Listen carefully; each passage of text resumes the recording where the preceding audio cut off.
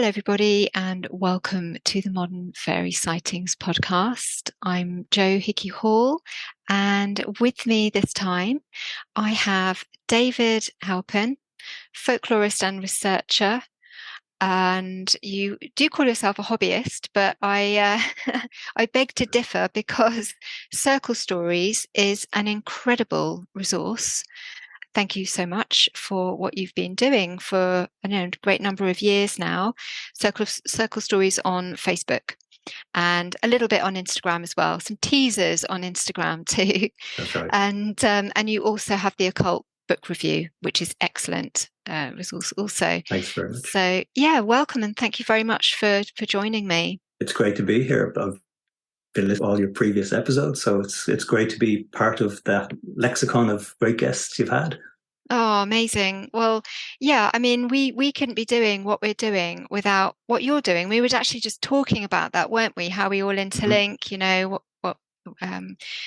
what you're doing, and Kate and Neil over on Hare and the Hawthorn, and how we all kind of seem to have started up at around the same time. We were kind of called into doing what we're doing now, and how somehow it kind of all is linking together, and that we are able to create more as we're sort of working. We may be working individually, but actually we're working for a greater cause, if you want to call it that seems to be coming together, and not just here, but on this side of the world, but it seems to be, all over the world. People are drawn to be working in these areas. So just to say a little about Circle Stories is that, you are providing their Irish folklore, it's tying into mythology, but also, a little bit ritual practice in there too.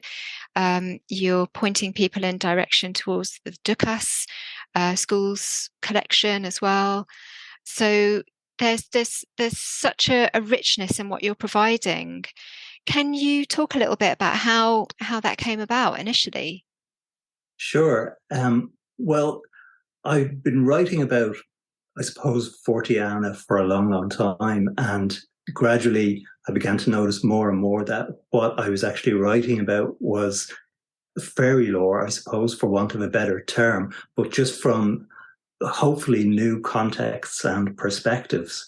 So a lot of the old articles that I'd written and pieces I'd put forward for radio shows and so on back in the 90s, when I look back on them now, I'm like, yeah, they're very similar to what I can see now in the Duchas archives and in the old books. It's just that we had a different language and we had a different perspective. And as you mentioned there, Jo, with all of us in this area now providing context for each other, we can reframe a lot of, well, I think anyway, we could reframe a lot of our older works and see that, do you know what, underneath the cultural contexts and the cultural lenses, we're documenting very similar experiences. So with Circle Stories, it began to grow, I suppose, with the advent of social media, because I could put up photographs of the stone circles, and I was I still am an avid hiker, although my knees are giving out a bit now. But when I was putting up photos of some of the places, the kind of less accessible places, that opened up a lot of folklore for people as well, because they were able to go onto the National Monuments database, which we have in Ireland, and you can look up monuments and you can see then the associated folklore, and it may come from a name, or it may come from a description, or you may be able to trace it in Duchas or in your local library archives or whatever. So basically, go ahead, sorry. No, go. Yeah, that's fine.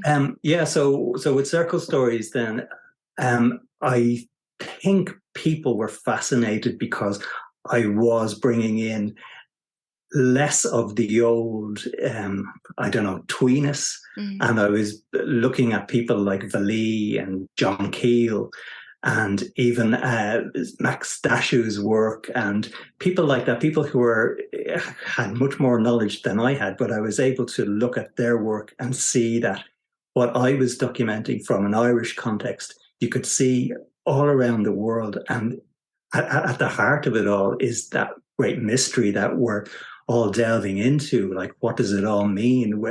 Often with Irish stories anyway, you get these hints of a context that's so much bigger. And it's almost like you're being encouraged to pursue that. So they're the kind of stories that I love.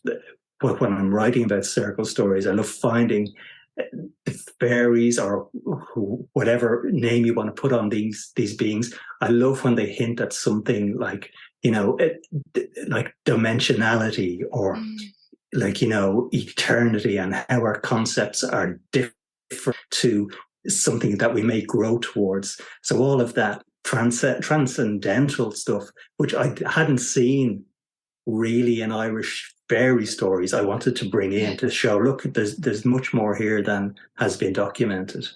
Absolutely. Because if you focused on, say, looking at Yeats, which many people do, and I love Yeats, you might, compare and contrast to, say, McManus. And then for me, reading McManus is like, oh yeah, now this is speaking to me.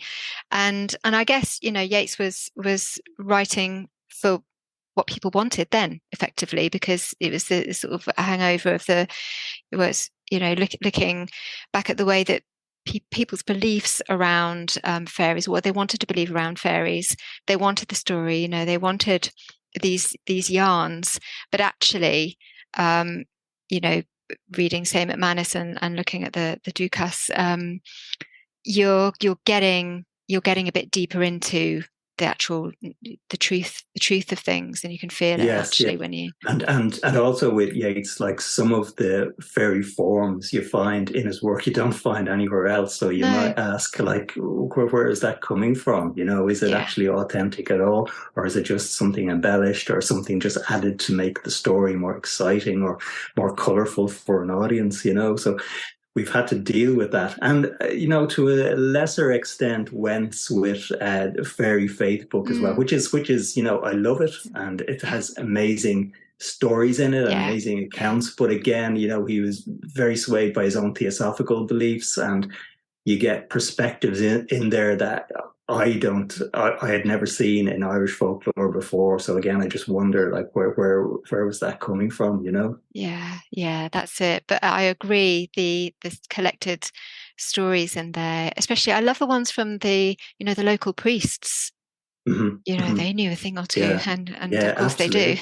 they do. Yeah, of course. And like, I don't want to go too down on Wentz. I mean, like you say, he's great. He brought up stuff that was showing that a lot of people who had influence over parishes had a lot more occult and spiritual knowledge than perhaps they were allowed to convey otherwise, because they weren't going to go up on the pulpit and talk about this kind of stuff, but they could perhaps speak to someone like Wentz, because don't forget, it was his thesis that's what the Fairy Faith book was. But so he's talking about, divination and the gentry, and he speculates, of course, on who the fairies are, and that was very, very useful, because we didn't have to just say, okay, they're this or they're that. We got a few different explanations in that book, which people ran with then.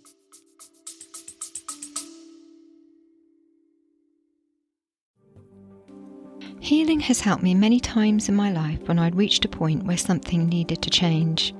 In 2005, I trained with Martin Brofman to learn the body mirror system of healing, which was life-changing for me. It's based on the idea that the parts of your body that don't work well reflect the parts of your life that don't work well, and about which you have tension in your consciousness. The understanding is that tension is stress, and stress causes symptoms. In a distance healing or in-person session, I move up the chakras, returning each one to wholeness using a colour map. During the process, I see images and situations, I hear words or receive impressions that tell me something about what caused the tension in that person's life. The feedback at the end of the session is a really big part of the healing. If you're interested in a chakra healing session, you can contact me at scarletofthefae@gmail.com.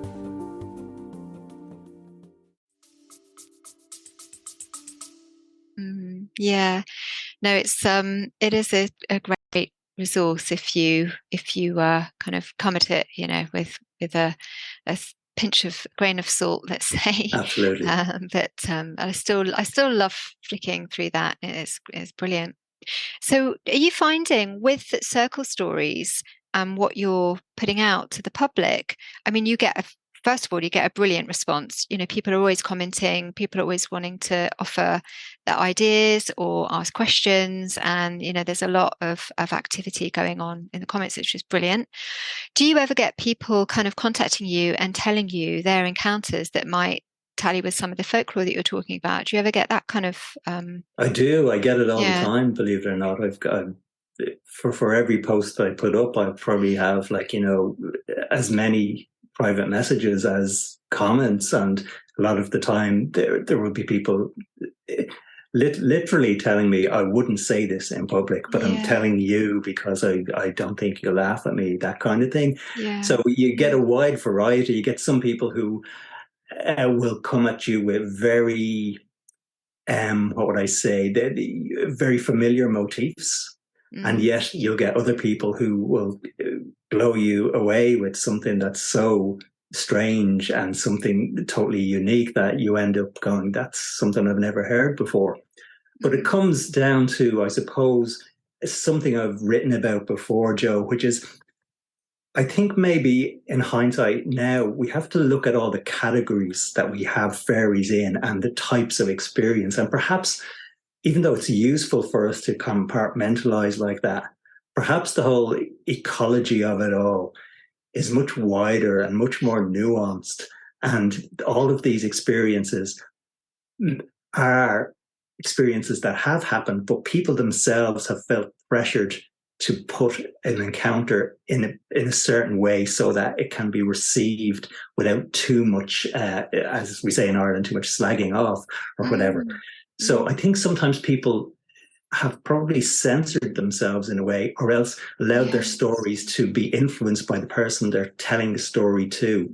So I'm very careful now about trying not to eliminate that peripheral strangeness and something that's perhaps a person's not used to talking about. Do you know what I mean by that? It's absolutely. allowing the new forms to come through, except they may not be new at all. No, that's it's so right. I mean, there are so many layers to this, and I think that it's kind of a little bit why I tend to call everything fairy, and it's just because when I'm speaking to people about, you know, whether it's they've seen a black dog or whether they've seen some kind of creature that is not, they're not able to properly describe it, or whether they've seen what looks like a kind of humanoid figure or a smaller sized figure, or an orb which changes into something for them, you know, whatever it is, to me, if it's an otherworldly being, I'm kind of putting it under with the name of as fairy, just so that I can kind of study it all. Because to me, it's when you start to categorize, I think you just tie yourself up in knots. This is not how, you know, fairies, they are paradoxical anyway. You can't really kind of pin them down. You can't really box them and categorize them like we did, you know, with the natural world. And so we have to learn another way to expand our understanding, not to try and squeeze our understanding on them, but just to allow, and not to necessarily even look for the answers so that we can say, oh yes, well, this is what we saw, but more about kind of what it feels, what effect it had on us, and the meaning behind it, really, rather than having to come up with some kind of answer to it. It's interesting. For example, a person will say a puka, which is an Irish fairy spirit, and generally the puka is seen to be like a black horse, for example, or even a rabbit sometimes. Okay, but there's a place quite near here called Pulafuka, and the puka is said to appear as a black cat. Now, that's interesting to me, because if you talk to a lot of Irish folklorists, they'll say the one thing that's missing generally from Irish folklore are fairy cats. Okay. And yet, do you know what I mean? And I'm like, wait a minute, are we not just mixing ourselves up here by trying to fit these stories into particular categories instead of just letting them be? So why is the puka this and not that? And why is the fairy cat not part of Irish folklore, really, except when it's a puka in this part of Ireland. Then you can go, God, it's all just very, very strange. And perhaps it's something that we have a problem we have created for ourselves. Yeah. Yeah. You know? Yeah, exactly. It's stop using the kind of logic and the categorization and the rationalization to understand, and just see, see what you see, talk about it, describe how that feels to each other, and exchange stories, because it's in the kind of exchange of the stories that you start to, it may not even be something that you think about in a kind of lateral way either, but it's just more something that starts to become more familiar, maybe. And I'm sure, like me, when you're getting these stories from people that are writing to you and you're reading the folklore, there's aspects of all these stories and encounters and folklore that then start to become familiar. There's a sense of it. It's not that you could categorize it. It's just a sense. Okay, Yes, yeah, I've yes, kind of yes. felt this before. So yeah, we do need to kind of feel into it more rather than using our logic. It's funny. You were mentioning. I think I'm not sure whether it was the last podcast or one before that. You were talking about owls. Do you Okay. remember that? And you were just talking about how Mike Clellan, is that the guy Oh yeah. who had written about owls and so on? And owls are, people would generally have a sense, especially with the Calic here in Ireland, who is kind of our winter type goddess associated with the owl. The owl is known as a wise creature that comes maybe as a portent of death sometimes, but generally seen in a good way. And yet in the Duchas archives, there's a great story of a fairy woman who turns into an owl, and yet she captures young children. Oh. And so it's a totally different role. And at the end of the story, there was a way, using a purple flower, you could bypass her magic and release the person who you thought had been captured by her. Now, being captured by a fairy, as you know, it can be physical or it can be mental. So, but I just thought that was an interesting reversal of that owl motif, and just links into what you were saying there.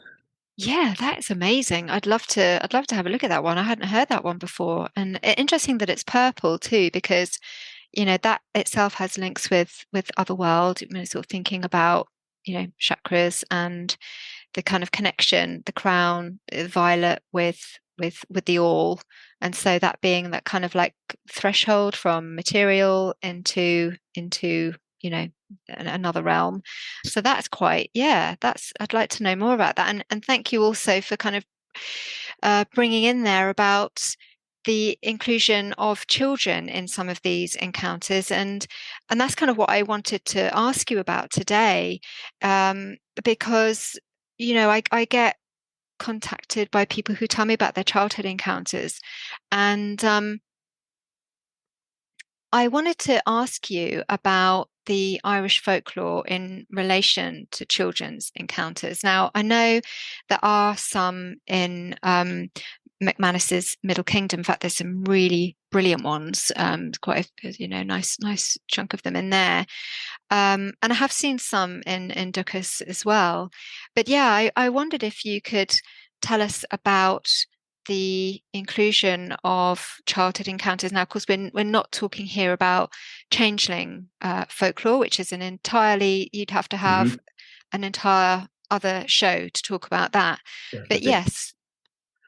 Yeah. So well, first of all, if you've followed circle stories for a long time, you'll know that like I have always brought my daughters to stone circles and ancient places, and often people will scold me for that and say, "What are you doing bringing your children to a stone circle? Or, what kind of father are you? Do you not know it's so dangerous?" and so on. But I have to say, like, we've never felt any, what would I say, bad vibes or dark energy or anything like that. It's always been a very welcoming experience, and Yeah. I think for most people, I think that's the case. But we've been going since they were babies all the way up to now, and we've always had good experiences. So that, just let me say that first of all.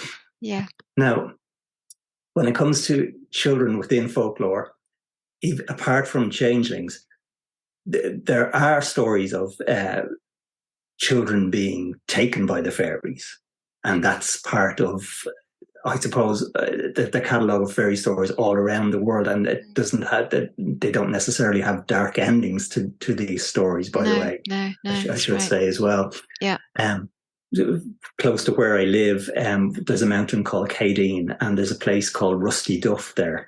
And if you look it up, Rusty Duff in the Duchas archives, you can find some strange stories there. But there was one particular one which caused quite a scandal, where a girl was taken, went missing for 3 days. And when she came back, she said she was taken by small beings. And after that, then there was a great term where the locals would say she was in the fairy or with the fairies, even though she was back physically with her parents and the community.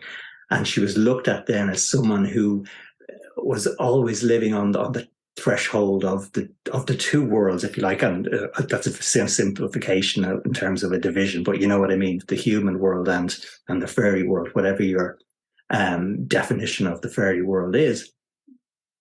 But it reminded me then of some of the work of Dr. Eva Pox, which I've written about before. She specializes in Eastern European and Balkan folklore. And what I noticed there was the exact same taboos take place. You know, when you're taken by the fairies, you accept that this is happening. And then when you return, you may be asked to be a healer, you may be asked to be a prophet or whatever. And the bad ending tends to come when you refuse that gift, and when you try to walk away from this opportunity that you've been given. You've been chosen for a particular reason. So it's very like shamanism in a way, especially in some of the I suppose Eastern European shamanism, again, where you're given this gift and the sickness comes about when you walk away from it, you know. So in Irish folklore, then you have people who are taken, and then they come back, and sometimes, actually, I should just mention, sometimes someone is brought back and they're given the evil eye, which is a terrible affliction, and bad luck befalls people then who are around this person. That's something else entirely. But there seems to be a whole area then. I don't know if you're familiar with Cillíns or Cillín. So Cillíns are places where unbaptized children. Oh yes, of course, were buried. Okay, And the reason for that was they might have been born out of wedlock, or maybe a criminal or someone that wasn't known in the community, or a person who took their own life or whatever. Yeah. So they were put on unsanctified ground. They weren't allowed to be buried on church grounds. But a lot of the times they would be buried around a fairy fort. So with this came the belief that it was better to be with the fairies, because from the Christian context, the fairies were neither bad enough for hell nor good enough for heaven, in this liminal place. So again, there was a strong association then with the children who were buried there, and they're linked to the fairies. And the parents had solace because they knew that the fairies were looking after their children. So there's always been this bond, I think, although because it's such a taboo area and you have to be sensitive about it, I don't think it's been highlighted very much. But there's this, the fairies also exist in this place where they accept grief, and they seem to be able to provide a place for parents to go to know that their children are okay. And that was something that I found very interesting. Beside us, there's a Cillín, and it's known to be haunted by a woman in white. Now, the woman in white was, for some people, she's a ghost, and for others, she's a banshee. But it's interesting because a banshee generally wouldn't be known as a psychopomp, but in this context, it's almost like there's a guardian spirit of this place, a place where these unbaptized children were buried, and it's a woman in white. And I found that very interesting. If you could link that to La Llorona, of course, who was said to, walk around looking for the children that she lost. In some stories, there's a similar story in Eastern European folklore. Sorry, in the Grimm's folklore, where they collect the story again of a woman in white who's lost children. So that motif is very interesting, except in here, it's a very, very real thing, because this is a place where these children are, and they're buried, and we have this guardian almost looking after them. So it's a very complicated area when you talk about children and fairies.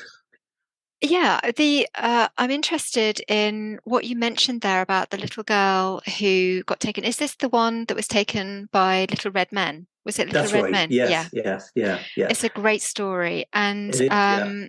and yeah, and didn't they say afterwards that she remained a fool or something like that? So they were saying that she was different There's afterwards. actually no. Do you know what's really interesting about that story is you can find it being told by different people, and it's the same story, and it's all within the Duchess archives. You just have to look in the different place names that surround that area, but you'll get different people, so you can see that the story was real and was known by people not just in the immediate vicinity, but known by people outside the town as well, which gives it that, it's definitely something that happened, and it was definitely something that was believed.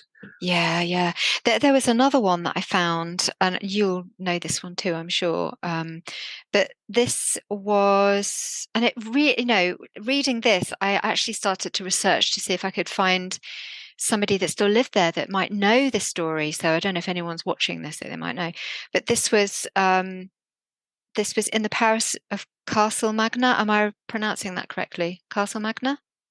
Magna, okay, yeah. Castle Magna. There lived a child who, with other children, attended the local schools. On the way, they had to pass a fairy fort. One morning, a fairy woman came to the road and asked the child to come in and mind her baby for a short time. So I know this starts to sound like, oh, this is just, a story, but let's hold on. The child went in and spent the day minding the fairy baby in the fairy fort. The same occurred daily, and after some time, the teacher complained that the child was not attending school. On inquiring, the mother discovered what was happening. She told the child to ask the fairy woman for a bottle to cure a sick cow. You'll be picking up all of these motifs. The child did as she was directed, and when she brought the bottle, her mother washed her with the liquid which the fairy woman supplied. Next morning, when the child appeared at the fairy fort to spend her day as usual, the fairy woman sent her away saying, "Your mother is too clever for me." Now, this is the bit that makes me think that there's something in this. Yeah. The child never again entered the fairy fort, but was always known afterwards as the fairy child and later the fairy woman. So there's this woman living in the community that people are still talking about. Mm-hmm. She used to be the fairy child. When she grew up, she is the fairy woman. So as you were just saying before, once they've had a brush with this encounter, and they walk away different, they accept whatever it is. And in that story, she literally talks about accepting the invitation of the fairy woman to do her bidding and aid with the fairy child. But this sounds like, to me, I mean, maybe I'm just, imposing my great wish for this to be a real story. But it to me, there's kind of something about it that feels like the community is telling us something about, this being a true story. It seems that way. Yeah. I think with some people, they feel that they shouldn't say what has happened to them because they feel that they're breaking some kind of contract, if you like. And yet with others, they feel like they need to say what it is. And it's, you can look at, say, for example, being given a fairy tune by the fairies, and sometimes the fairies will tell the person that you're not to let anyone else know what you're playing on. But coming back to children, you have to take into account, I suppose, what we know now, and perhaps that maybe our ancestors didn't know as much, and that is like, as biology changes, as your metabolism changes, you're open to frequencies at a certain time in your life, and you're not open to them as you get older. So perhaps there's a window where perception and these experiences are more available to you naturally, as opposed to having to cleanse yourself and go through some type of ritual behavior as an adult in order to gain, you're not going to have that kind of spontaneity. Do you know what I mean?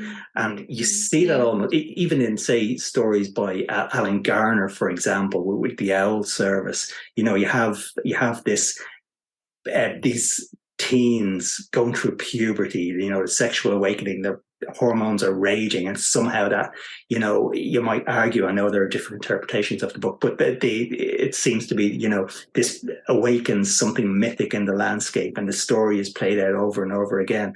Yeah. So all of these stories are telling us that at certain times we may awaken a connection, and become a conduit to something that needs to burst free and relive and regenerate over and over again. And that's kind of the basis of the Owl Service anyway. But I think that may happen over and over again when children go to sites, because it's difficult for people to believe what they say, but children will say, "Oh, I saw something over there when you weren't looking, and there was a man waving to me," or whatever. And we as adults will go, "Oh yeah, okay, well that's great." And you wonder then, "Oh, it's just that I said to them we're going to a stone circle and they might see the fairies," and so on. But perhaps, there's a frequency response that we don't have anymore. And you hear that mentioned, of course, with people who are into paranormal investigation, when they talk about animals, again, the same thing. They have a different frequency response, and so can experience things that we as adult human beings can't. So all of that is interesting too, and it's very hard to lay something down definitively that can be replicated, because you only have this window. Do you know? Yeah, it's true. And I should say, actually, I have always taken my kids to go into. I used to drag them off to the spring and autumn equinox at sort of silly o'clock in the morning. It's nighttime, and I'm taking them into Dolman's to watch the first light rise. They might have grumbled at the time, but they love the fact that they did it now. And it does. Just staying on that for 1 second, Joe. Sorry to interrupt you. I just wanted to mention a particular what would I say, a custom of sorts around here, and there's a place called Kilranla. And there's a spring, as you mentioned springs earlier on. There's a spring there, but Kilranla is also a graveyard with a lot of children buried there, and it's also arguably Ireland's oldest graveyard, because it has ancient stones that seem to have belonged to monuments nearby. There's stone circles nearby. Kilranla Hill, you can look it up. There's also a place where it's also an ancient pagan site. Yeah. But what's really interesting is parents used to leave cups at the spring, and the reason for the cups was so that the ghosts of their children who had been buried could offer a drink of water to the spirits that were already residing there. Oh, that's lovely. Now, it's a beautiful anecdote, but it's also a great, I suppose, microcosm of that transition from the paganism to Christianity on that particular site. Do you know what I mean? Not that the paganism is gone. It's living. It's still there, and it speaks to that. But it shows that the undercurrent of that Christianity was still the pagan beliefs, and I find that really beautiful and poignant, of course, as well. But I just was reminded of that story.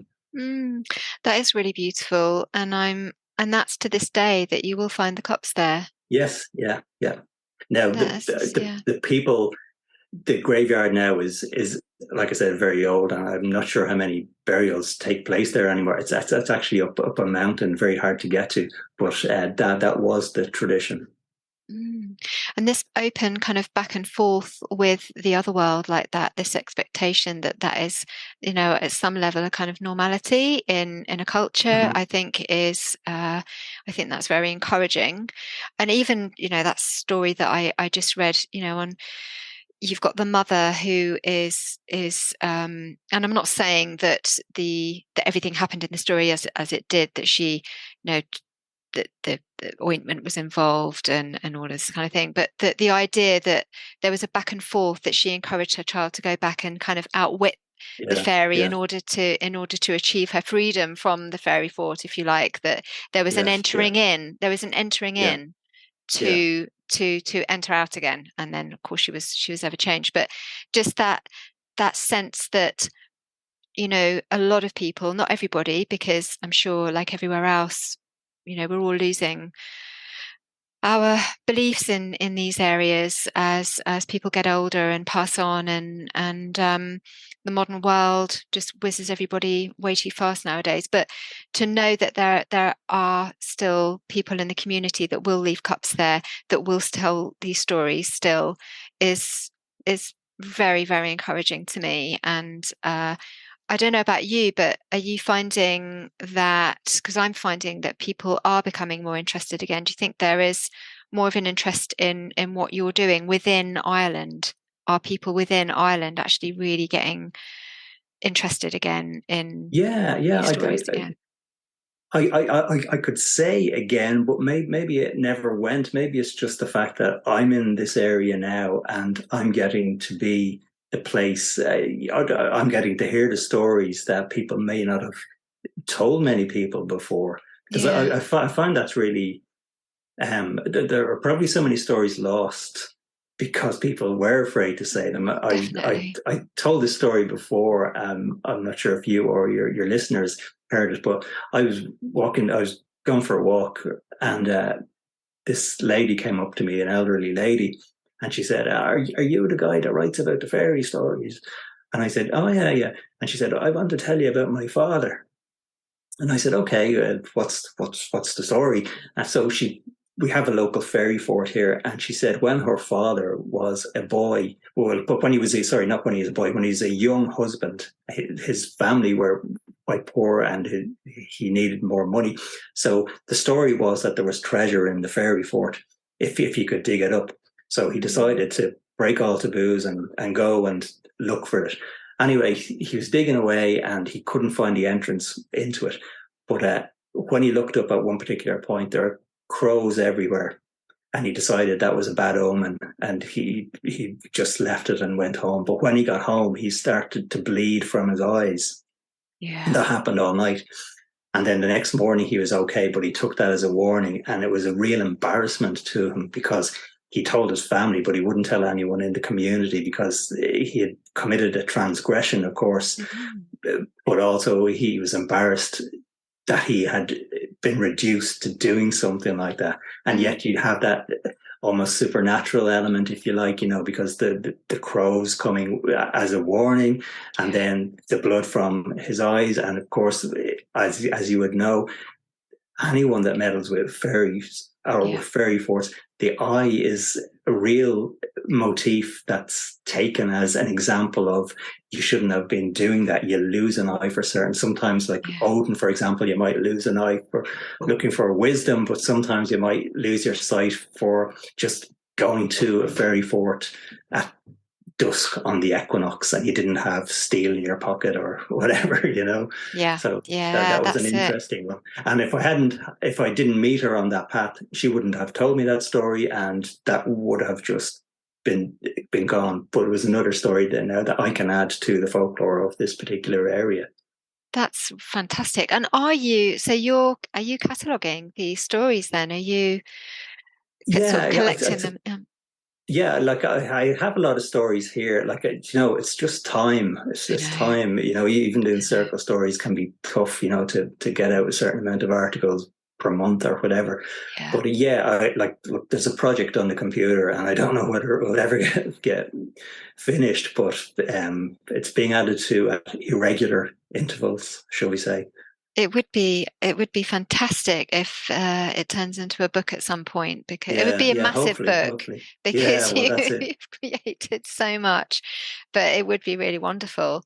And I know I've kind of kept you a little while, but I wanted to ask you a little bit about some of the stories in the Duchas. A lot of them involve where, I mean, in some of the tales where they have gone past, usually a man at night, going past a fairy fort and rescuing a child from a fairy fort and bringing them home with them. And it kind of, there's kind of echoes of the sorts of tales that my dad used to tell me about, a child going out and getting lost in a fairy fort and needing to eventually find their way home after they've had an adventure with the fairies. Has anybody ever contacted you and said that they themselves had any kind of encounter in a fairy fort?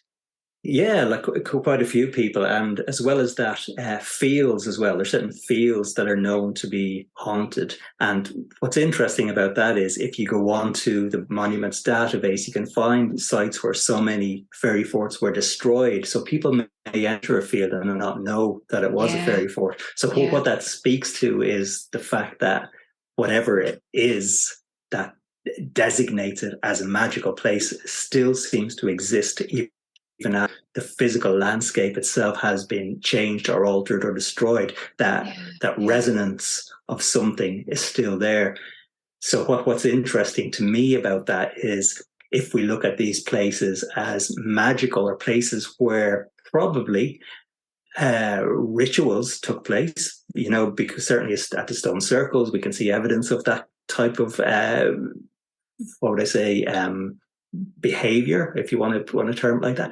But what's interesting is when we associate these places with the other world and timelessness, then I often wonder, is it that something has been triggered and it's creating a feedback? And so that magical energy, whatever you want to call it, is still resonating throughout time. So it means that when people go there, there's no shut off, there's no, like after a ritual, there's a closing of a circle, for example. Yeah, when these places are dug up and knocked down, is it reopening something? Like it's all just speculation, but it's interesting, and it may explain why people do have experiences at places where it's only later they find out there used to be a stone circle there. There used to be a dolmen there. There was a fairy fort there. Like across behind me here, across the field, there's an expanse. And I'll send you a photo of it tomorrow. And it's like an area in the field where there are lots of dents. And I was like looking at it going, that's kind of weird. So I looked up the National Monuments database, and lo and behold, there used to be a fairy fort there. Oh, and wow. it was plowed over. But the evidence, you can still see the shadow. When the sun comes down at a certain angle, you can see the boundaries, what's left of them. But coming back to you, to your question, yes, there's a place here called Ring of the Rath, or Rathgal, and it's known very much as a fairy place. And even to this day, people go there who want to conceive.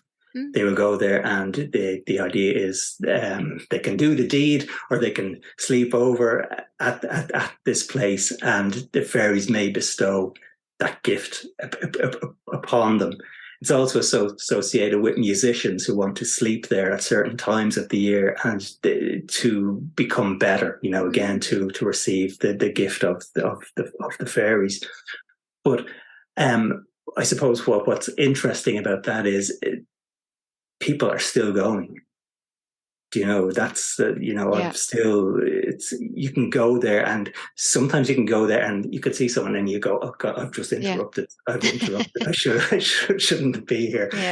And you go. So that folklore is a living thing, it's still happening.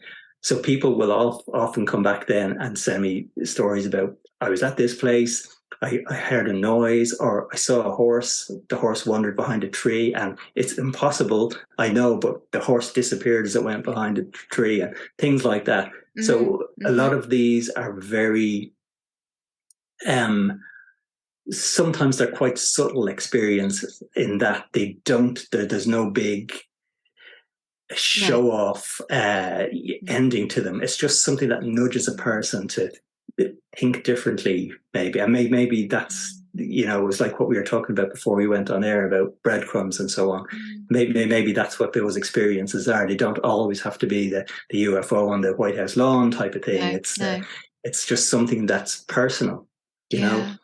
And again, to you, sorry, go on. Sorry. Other people will tell me things which cross over in terms of supernatural and the afterlife, they'll say that they went to a stone circle and they heard their father's voice who'd passed away and said something. They just heard, I know, they'll say something like, I know you won't believe me, but I heard my dad say everything will be okay.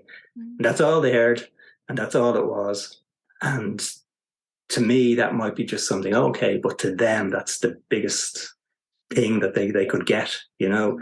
So all of these things are still happening all of the time. And I think why people feel okay contacting me about these things is maybe they just want to tell someone else that. And, you know, so. Yeah, no, that's so true. It's so true, because in sharing it with you, it's kind of acknowledging it. Yeah, I've spoken it out loud, I've acknowledged it, and that's a really, to have that witnessed and heard is very important. So yeah, no, that's really good. And I think it's another context for fairy lore when we take it on a deeper level, because after all, it is something that is a spiritual, what would I say? I don't want to say movement, but it's a spiritual pathway or an opening in itself. So it uses these forms, and these forms are prodding us along. But of course, what they seem to want us to know is that there's something much bigger than ourselves and much bigger than where we are. And of course, oftentimes fairies get a bad rap for, I don't know, scolding us, or, we may do something to annoy them. But there's also the other side of that as well, where they bestow real, numinous knowledge upon us and allow us to take a step forward past maybe a barrier or a grief or some hurt that we couldn't get past. Yeah, for sure. I mean, what you mentioned before about, that the idea of the invitation. So whether that is seeing the horse going behind the tree, whether that is hearing your father's name, then that's an invitation. Here is an opportunity to see the world, to change your perspective about what you believe about the world, and yes, step through. And at the same time, when you said about, that if people don't accept that invitation, then they kind of become ill, I can understand that, because you are denying what is true. Exactly. You are denying what is true for you. And, for different people, it'll be different things. But if you're denying your own truth, that just causes tension, and you can understand how illness then develops, Exactly. So it's like... and I think as well, we maybe sometimes dwell on the fact that we see it as the fairies giving us the illness, but perhaps it's not them giving us the illness. It's us not going forward. That's, Yeah. It's us that's the mismatch. Yeah, exactly. So. Yeah. And you were mentioning about, I love the idea of, the fact that just because these monuments aren't still there visible in the landscape, but for sure the power is still there in the landscape. And, there's, what did they put them there in the first place because that power was in the landscape, or did they create the power in the landscape by putting the monument there? We don't know. But I agree with you, because people that have stuff going on in their homes, for instance, that they might attribute to poltergeists or ghosts or fairies. And the first thing, look at the landscape. Okay, there's nothing on the old maps. Look at the other sacred sites that are around. If there's two sacred sites either side, and it looks like you're on some kind of line, or there's a potential, it looks likely that there was a monument there, then it definitely gives you a clue. And the sense of the kind of timelessness also ties in with some research that Paul Devereaux is doing. I was just about to mention Paul Devereaux. There's a synchronicity for you. Yeah, because were you thinking of the roll rights?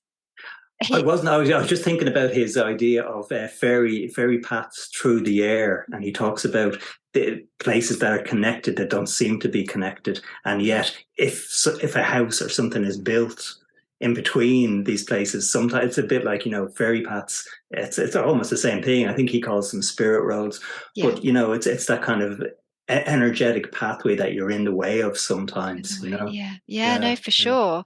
But he mentioned that at the roll rights stones, which I think are in Oxfordshire, if I'm not mistaken, then he was saying that they were measuring the magnetism of the stones there and the radiation. It was one of the two. I've got a feeling it was the magnetism at Roll Hmm. Rise, but I could be wrong.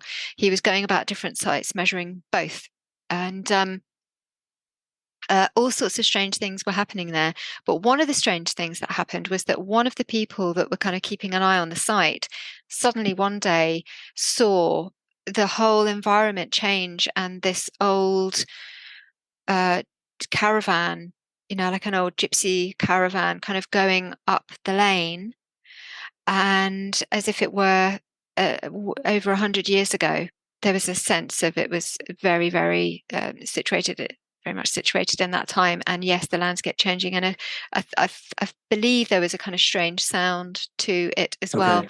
And then all of a sudden, it kind of flicked back. So these environments, they hold some kind of power or timelessness or portal. We kind of use different words to try and understand what it Hmm. is, but there's definitely, at least at some points, there's something going on. And whether it is the magnetism in stone, and I believe that the ones that he was researching, he found that oftentimes there'll be a completely different volume of magnetism or within the circle than outside, and that happened time and time again. It happened at so many different sites, whether it was stronger in the middle and weaker on the outside, or stronger on the outside and weaker in the middle. So what we don't know what they were being used for, but they were certainly being used for something, whether it was healing Yeah. or connection or yeah, ritual. Obviously, we Yeah. just don't Yeah. know, but And it's still there.